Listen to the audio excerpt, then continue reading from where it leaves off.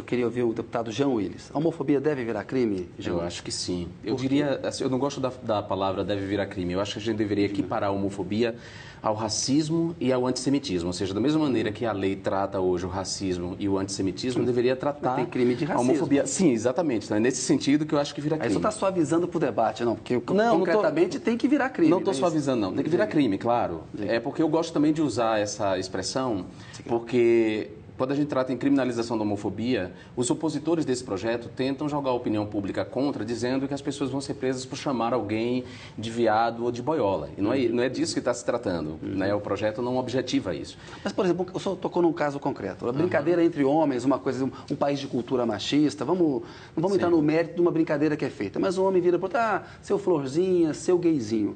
Num ambiente de trabalho, aqui na televisão. Isso é claro, crime? Isso não é crime.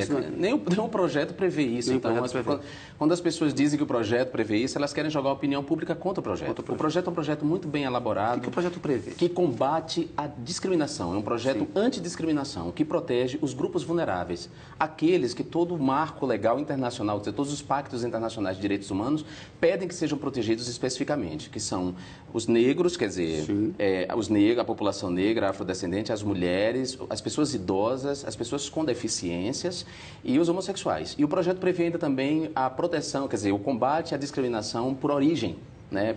A gente não usa mais procedência nacional, mas origem, porque protege, por exemplo, os deslocamentos migratórios internos, por exemplo, a discriminação contra nordestinos em São Paulo. Então, o projeto PLC 122, ele abrange tudo isso, é um projeto muito bem elaborado e que tem que equipar a homofobia ao racismo, e isso tem que ser feito, tem que criminalizar a homofobia, porque os dados que o deputado Lincoln trouxe da violência no trânsito, da violência urbana, são assustadores e vitima todos nós, vitima você, que é heterossexual, vitima a mim, que sou homossexual. Independente da orientação, estamos todos submetidos a essa violência.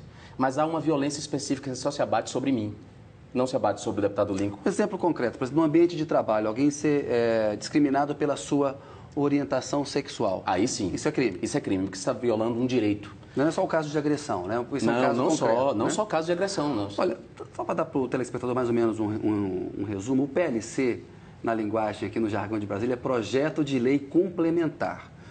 Em 2001, começou a tramitar na Câmara dos Deputados um projeto do deputado Yara Bernardi. E esse projeto foi tramitando na Câmara, quando chegou no Senado, ganhou o nome de PLC 122.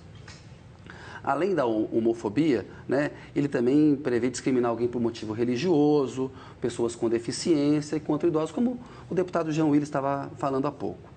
A deputada, a senadora agora, Marta Suplicy, ela fez algumas concessões no relatório dela que, aos olhos da frente LGBT, de lésbicas, gays, bissexuais e transexuais, são concessões indevidas. Aí eu queria discutir o mérito com os senhores que são parlamentares.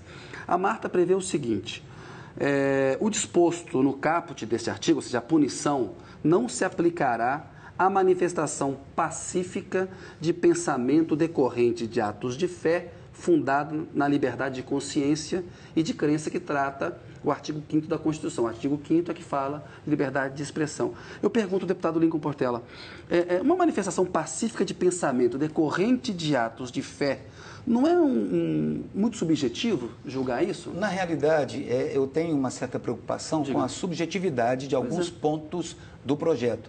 E uma das preocupações é essa. Porque a manifestação hoje, a cultura religiosa no país e as manifestações religiosas, elas estão na televisão, elas estão nas redes sociais. Então, quando você coloca essa questão da manifestação, ela é estritamente aos púlpitos das igrejas. As igrejas, sejam elas católicas, protestantes, evangélicas ou outras igrejas que professem o cristianismo, elas usam as redes sociais, elas usam a internet, elas usam Twitter, elas usam sites. Então, elas ficam proibidas, elas são amordaçadas no sentido de dizerem que são contra o posicionamento homoafetivo. Agora, se num culto um pastor diz, por exemplo, a homossexualidade é errada, é uma doença, Deus não permite. Isso está certo? Isso não deveria ser crime? A Bíblia, em momento algum, ela diz que a homossexualidade é uma doença. Então, o pastor ou o padre que assim o faz, ele faz com pouco conhecimento teológico, com pouco conhecimento das Escrituras. Se for colocar a questão teológica e a questão das Escrituras, as Escrituras são contra a posição homoafetiva. Agora, quem está num púlpito ministrando deve ter a liberdade para falar com o respeito devido às minorias ou a quem pensa de maneira diferente, para que a palavra ali colocada seja muito bem entendida, sem nenhuma subjetividade, nem dar margem a nenhuma forma de discriminação ou perseguição. Agora, deputado João Willis, assim, a religião no Brasil tem um peso muito grande, né, também, né, deputado Lincoln Portela? Influencia muito as pessoas. Se um pastor diz, olha, eu acho que a homoafetividade é algo errada perante os olhos de Deus, isso tem um peso. Aos olhos do projeto, deputado João Willis, num culto, se aprovada essa proposta da senadora Marta Suplicy, um pastor diga, olha, aos olhos de Deus a homoafetividade é errada. Isso seria crime? Isso seria...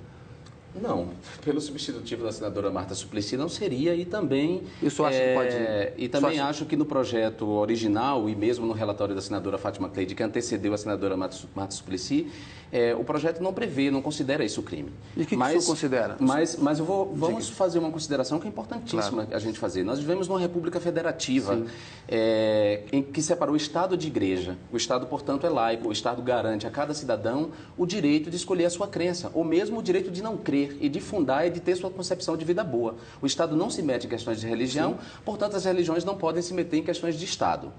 Por quê? Isso pelo seguinte motivo, porque a mesma Bíblia que diz que a homossexualidade é pecado, o que fundamenta, por exemplo, a aversão dos cristãos, de alguns cristãos fundamentalistas à homossexualidade, é a mesma Bíblia que tem passagens que incentiva a escravidão, a violência contra o inimigo, né? Enfim, eu trouxe até a Bíblia aqui marcada com uma série de trechos para a gente mostrar isso.